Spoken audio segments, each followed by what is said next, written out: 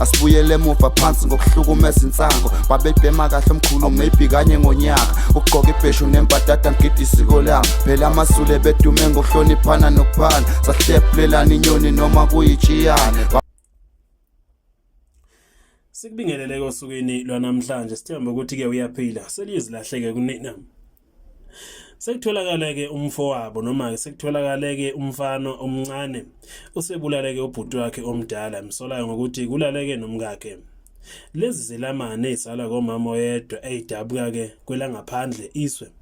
ongesibona balapha ke eNingizimu Afrika. Lona kubulaleke umfowabo ngokumklabha ngembazo ngoba ke nyanyiswa ukuthi kulaleke nentombi yakhe wesilisa ngokufika ke kulelo dabuka kwelase Mozambique eMozamoza uneminyaka ngamashumi ka20 20 years ubudala uboshiwe kulandela ke isigameko esibe senzeke eFetrai village lapho ke bulaleke khona umfowabo alamana ke naye emhlanje oneminyaka engu55 amashumi ka55 55 years.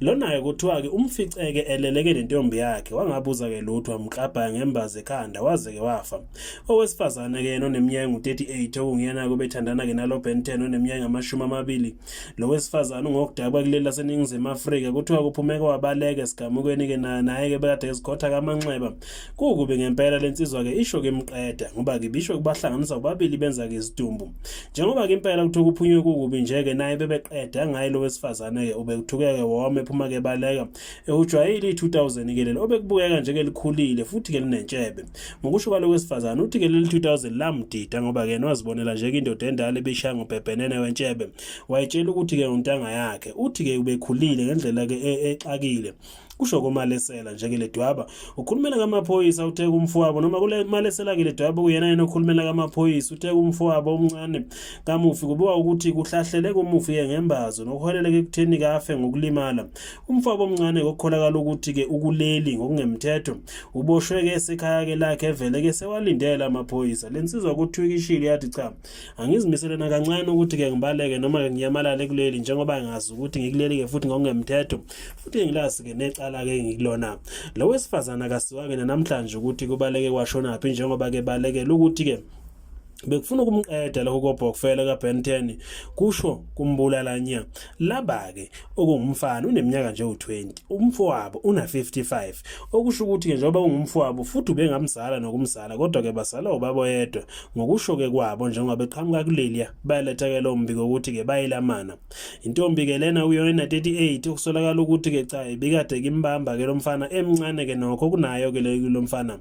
kuthiwa ke iphume kuyabaleka njengoba ke isola yona ithi ke lo mfana ke wakwazi ukuthi kayiluthe waqamba kamanga eminyaka yakhe futhi ke nangomzimba ke wakhe bekade ke buya ngayo bebuyeka ke khulile uthi ke bengithandana naye futhi bekukuhle konke ngabonakala lutho futhi bengasoli lutho ukuthi ngenze ukuthi ke mncane kunami uthi ngithuke ngoma uma ngabe ke umfowabo ke noma ke sekuvela ukuthi ikahle kahle ke lo mfana ke umfana komncane futhi ke kwanami njengoba ngineminyaka u38 nje ngingamzala nokumzala kodwa ke bengaboni lutho